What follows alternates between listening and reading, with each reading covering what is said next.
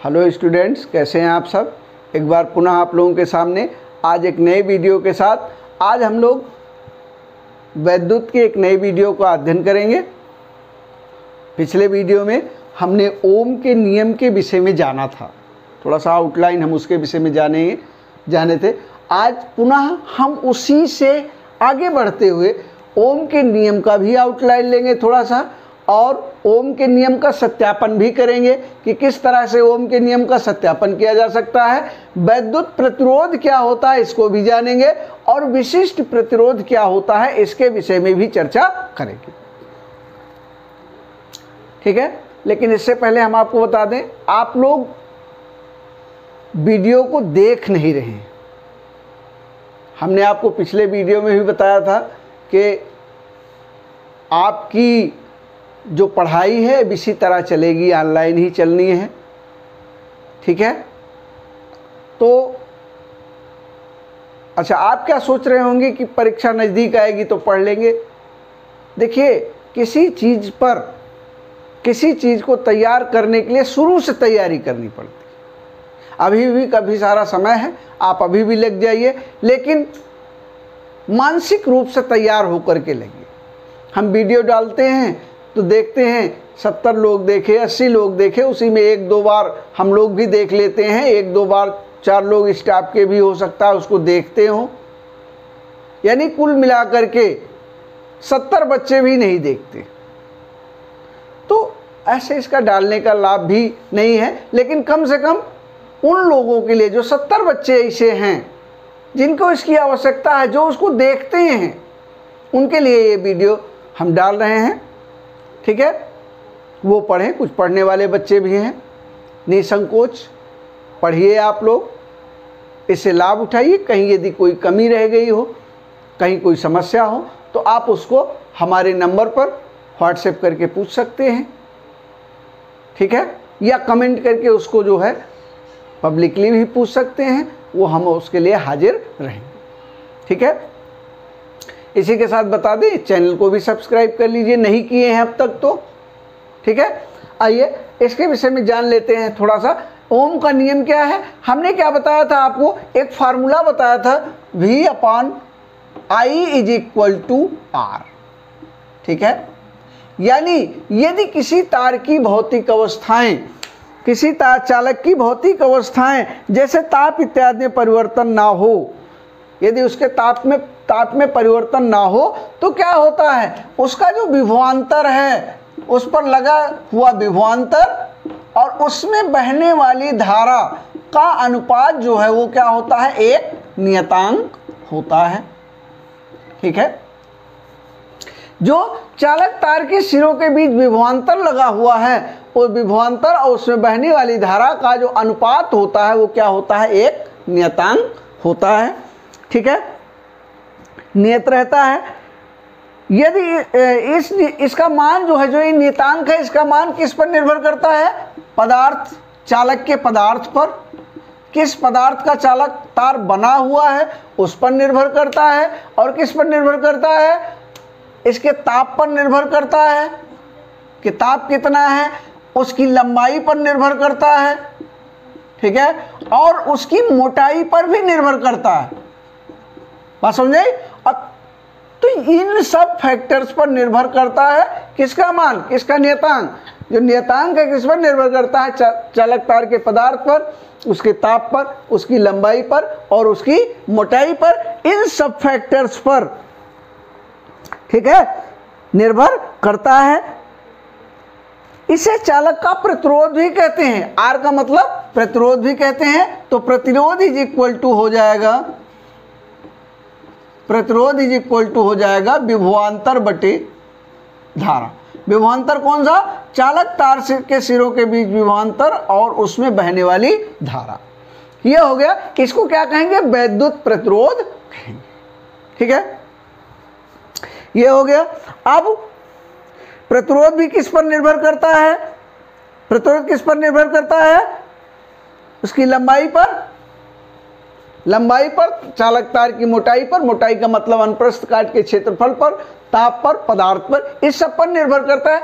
यदि इसको स्थिर कर दिया जाए, क्या किया जाए, इन सबको स्थिर कर दिया जाए, ना तार की लंबाई भी वही रहे, तार की मोटाई भी रहे और तार का तापमान भी ना बढ़े, और जिस पदार्थ का तार बना है उसी पदार्थ का बना भी रहे। ठीक है, तो क्या होगा, ये जो प्रतिरोध है ये हमेशा नियत होगा। यदि धारा को घटाएंगे तो विभवांतर बढ़ जाएगा, और धारा को बढ़ाएंगे तो विभवांतर कम हो जाएगा। ठीक है, इसी से एक डायग्राम के द्वारा हम ओम के नियम का सत्यापन कर लेते हैं। यदि हम एक सर्किट बनाएं, एक सर्किट द्वारा इसको समझते हैं। ठीक है, ये हो गया, यहाँ हम धारा मापी लगा दिए। ठीक है, यहाँ ये हो गया चालक तार हो गया, ये हो गया, यहाँ हम एक कुंजी लगा देते हैं, ये हो गया, यहाँ ये हो गया धारा नियंत्रक, धारा नियंत्रक हो गया, यहाँ हम वोल्टमीटर बांध देते हैं। ठीक है, ये हो गया वोल्टमीटर, वोल्टमीटर हो गया, ये हो गया अमीटर, अमीटर हो गया, ये क्या मापता है, ये धारा मापता है, और ये क्या मापता है, विभवांतर मापता है। ठीक है, ये हो गया इसका धन सिरा, ये हो गया इसका ऋण सिरा, ये हो गई कुंजी। अब कुंजी क्या है, कुंजी बंद है। ठीक है, अब इसमें धारा प्रवाहित हो रही है। हम क्या करते हैं, एक बार धारा को माप लेते हैं, एक बार धारा को माप लेते हैं। ठीक है, अब क्या हुआ, मान लीजिए 0.5 वोल्ट का 0.4 वोल्ट का विभवांतर लगा है, तो धारा का मान कितना है, या इस तरह हम मान लें कि धारा का मान कितना है, धारा का मान है 0.2 एम्पियर, 0.2 एम्पियर की धारा बह रही है, और माना उसका विभवांतर कितना है, 0.4 वोल्ट।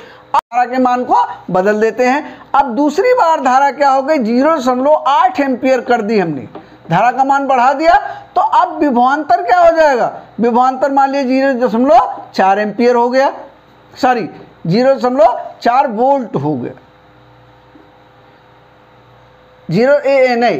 इसको 0.4 एम्पियर कर दिए। ठीक है, अब ये कितना हो जाएगा, 0.8 वोल्ट हो जाएगा, क्या इसका विभवांतर। फिर तीसरी बार हम क्या किए, धारा नियंत्रक से तीसरी रीडिंग हुई हम लिए, धारा का मान हमने क्या कर दिया, 0.6 एम्पियर कर दिया। अब ये कितना हो जाएगा, अब हमने इसका पाठ्यांक लिया तो हो जाएगा 0.12 वोल्ट हो जाएगा। ठीक है, अब यदि हम इसका ग्राफ खींचे, ठीक है, इसका क्या करें, ग्राफ खींचे हम। ठीक है, अब इधर क्या हो गई, इधर तो हो गई धारा, और इधर क्या हो गया इसका, इधर हो गया विभवांतर, विभवांतर हो गया। अब मान लीजिए धारा यहाँ है कितनी, 0.2 है, 0.4 है और 0.6 है। अब यहाँ क्या है, यहाँ मान लीजिए 0.4 वोल्ट है, 0.4 वोल्ट, 0.8 है और 0.12 है, 1-2 है। ठीक है, अब क्या करेंगे, अब यहाँ इसके सामने ये एक बिंदु ये हो गया, दूसरा बिंदु यहाँ हो गया, दूसरा बिंदु ये हो गया, तीसरा बिंदु कहाँ हो गया, तीसरा बिंदु ये हो गया। ठीक है, अब यदि हम इसको मिलाएं तो ये कैसी आनी चाहिए, एक सरल रेखा आनी चाहिए। ठीक है, तीनों पॉइंट्स को यदि हम मिलाएं तो क्या आनी चाहिए, एक सरल रेखा आनी चाहिए। यदि इसको बदलने पर, किसको, धारा का मान परिवर्तित करने पर, ये जो वोल्ट मीटर का पाठ्यांक है यह भी उसी के अकॉर्डिंग, उसी के अनुपात में परिवर्तित होता है। और यदि इसके बीच में ग्राफ खींचे, और वो ग्राफ कैसे आता है, वो ग्राफ जो है वो सरल रेखा में आता है, सीधी रेखा में आता है, तो क्या होता है, तब हम ये जानते हैं कि ओम का नियम जो है वो, ओम का नियम कैसा है, सत्य है। यानी जो बहने वाली धारा है और उसका विभवांतर है, एक दूसरे के क्या है, अनुक्रमानुपाती है। बहने वाली धारा और विभवांतर एक दूसरे के अनुक्रमानुपाती हैं। यदि धारा का मान बढ़ाएंगे तो विभवांतर का मान, इसके सिरों के बीच विभवांतर का मान क्या होगा, घट जाएगा, बढ़ जाएगा, और यदि धारा को कम करेंगे तो घट जाएगा। बात समझ आई? इससे अब ओम के नियम का सत्यापन हो जाता है। यानी अब ये समझते हैं कि ओम का नियम जो है वो क्या है, ओम का नियम सत्य है। ठीक है, अब अगला है वैद्युत प्रतिरोध। अगला है वैद्युत प्रतिरोध। देखिए यहीं से ये जो आर है, ये इसी को हम वैद्युत प्रतिरोध कहते हैं। ठीक है, इसी आर को हम क्या कहते हैं, वैद्युत प्रतिरोध कहते हैं। यदि किसी चालक सिरों के बीच क्या किया जाता है, चालक के सिरों के बीच विभवांतर स्थापित किया जाता है, विभवांतर स्थापित किया जाता है, तो क्या होता है कि चालक में धारा जो है वो क्या होती है, धारा बहने लगती है। ठीक है, धारा बहने लगती है। ठीक है, यदि किसी चालक सिरों के बीच विभवांतर स्थापित किया जाए तो धारा बहने लगती है। अब लगाया गया विभवांतर, ठीक है, लगाया गया विभवांतर और बहने वाली धारा दोनों का अनुपात क्या होगा, दोनों का अनुपात होगा नियत होगा। ठीक है, दोनों का अनुपात क्या होगा, नियत होगा। यही नियत अनुपात, यही जो नियतांक है ये क्या है, आर है। यानी किसके बराबर होगा, वो वैद्युत प्रतिरोध के बराबर होगा। ठीक है, अब प्रतिरोध का मात्रक क्या होगा, ओम होता है। प्रतिरोध का मात्रक क्या होता है, ओम। ठीक है, वैद्युत प्रतिरोध का मात्रक ओम होता है। यानी V बराबर विभवांतर को किस में नापते हैं, वोल्ट में मापते हैं, और धारा को किस में, एम्पियर में। धारा को एम्पियर में, तो R बराबर हो गया, R बराबर क्या हो जाएगा, वोल्ट प्रति एम्पियर, वोल्ट प्रति एम्पियर अथवा ओम। इसको ओम भी हम लिख सकते हैं। बात समझे, वोल्ट प्रति एम्पियर, या इसको हम ओम भी लिख सकते हैं। बात समझे। और एक ग्रीक वर्ड है ओमेगा, ग्रीक वर्ड है, इस तरह से बनता है ओमेगा। इससे प्रदर्शित करते हैं इसको हम, किसको, वैद्युत प्रतिरोध को। इसे किससे प्रदर्शित करते हैं, इस ओमेगा से हम इसको प्रदर्शित करते हैं, वैद्युत प्रतिरोध को। अब एक ओम प्रतिरोध क्या होगा, जब चालक सिरों के बीच जो विभवांतर है वो कितना हो, यदि चालक के सिरों के बीच, यदि चालक के सिरों के बीच विभवांतर कितना हो, 1 वोल्ट हो, और जो बहने वाली धारा है उसका मान कितना हो, 1 एम्पियर हो। कितना हो, 1 एम्पियर। तो क्या हो जाएगा, आर का मान कितना हो जाएगा, आर बराबर V अपान आई, तो 1/1 वोल्ट बटे 1 एम्पियर। ठीक है, अंग्रेजी में लिख देते हैं, तो आर बराबर वोल्ट बटे एम्पियर। ठीक है, एम्पियर। यानी अब क्या होगा, बराबर 1 ओम, आर बराबर 1 ओम। यानी यदि वो चालक तार जिसके सिरों के बीच विभवांतर लगाया गया हो, जिसके सिरों के बीच क्या किया गया हो, विभवांतर लगाया गया हो, और उसमें जो बहने वाली धारा है उसका मान कितना हो, 1 एम्पियर हो, तो उस स्थिति में उस जो तार का प्रतिरोध है जिसके सिरों के बीच विभवांतर लगा हुआ है, उस तार का प्रतिरोध कितना होगा, उस तार का प्रतिरोध 1 ओम होगा। ठीक है, बात समझ में आई कि नहीं। अच्छा, ओम का छोटा और बड़ा मात्रक भी है। ठीक है, ओम से छोटे और बड़े मात्रक भी हैं, जैसे मेगा ओम, माइक्रो ओम। ठीक है, तो इस तरह से ये छोटे मात्रक हैं किसके, ओम के, वैद्युत प्रतिरोध यानी आर के छोटे मात्रक हैं।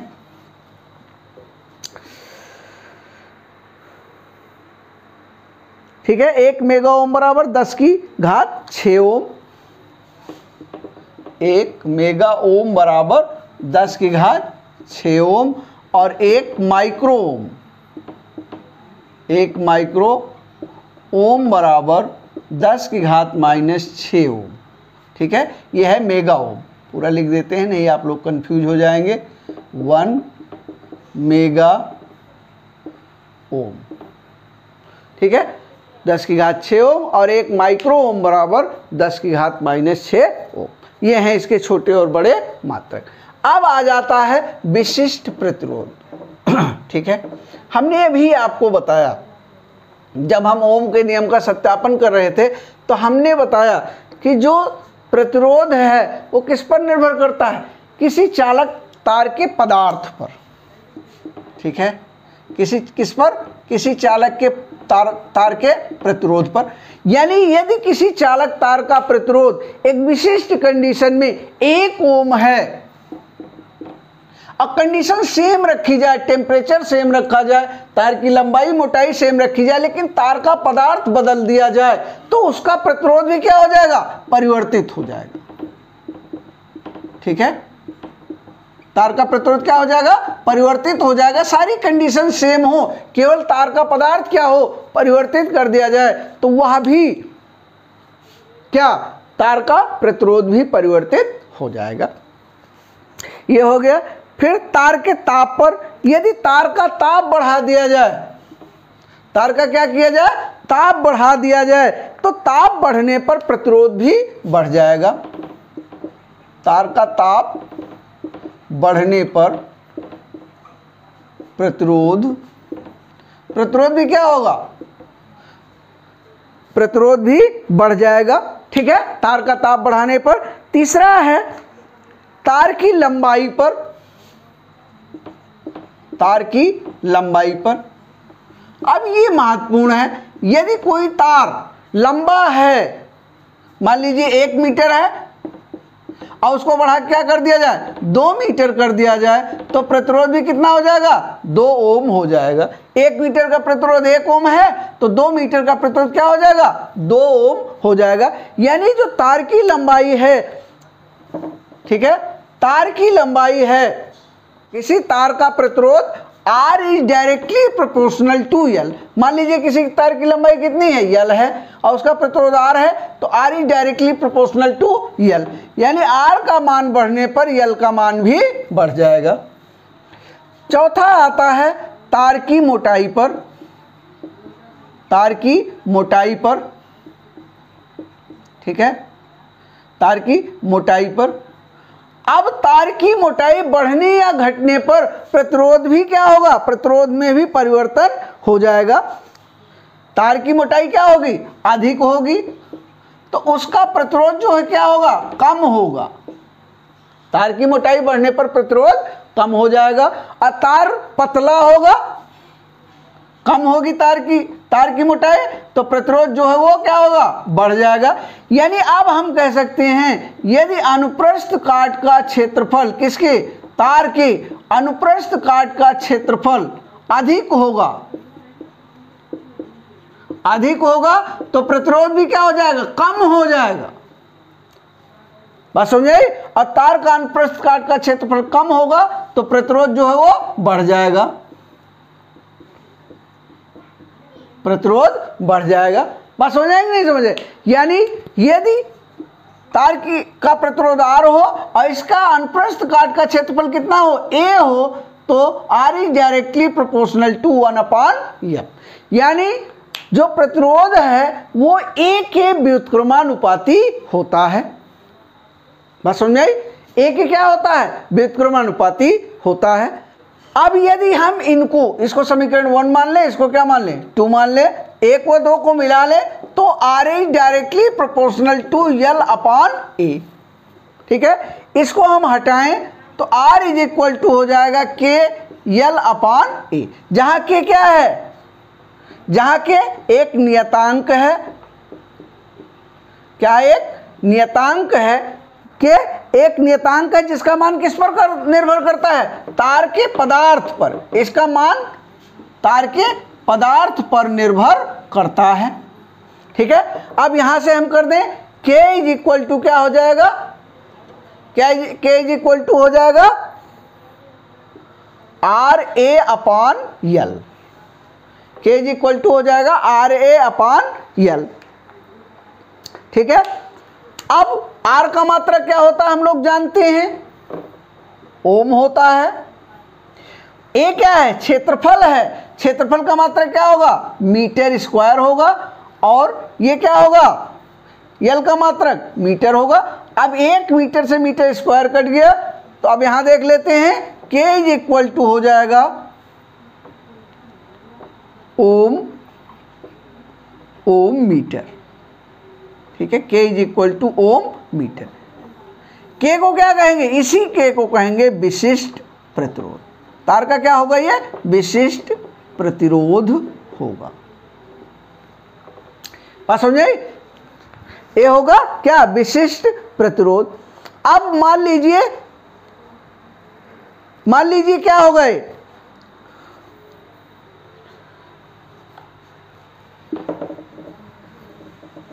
मान लीजिए कोई 1 मीटर तार है, तार की लंबाई कितनी है, यल बराबर क्या हो, 1 मीटर, 1 मीटर हो यल बराबर। ठीक है, और मोटाई कितनी हो, 1 मीटर हो, तो अनुप्रस्थ काट का क्षेत्रफल कितना हो जाएगा, 1 मीटर स्क्वायर हो जाएगा।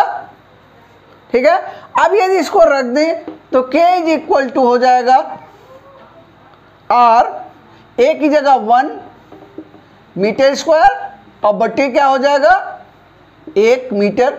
अब मीटर से मीटर कट गया, मीटर स्क्वायर कट गया, तो k इज इक्वल टू हो जाएगा r ओम मीटर। ठीक है, यानी अब यदि r बराबर 1 हो, 1 ओम हो, तो k बराबर क्या हो जाएगा, 1 हो जाएगा।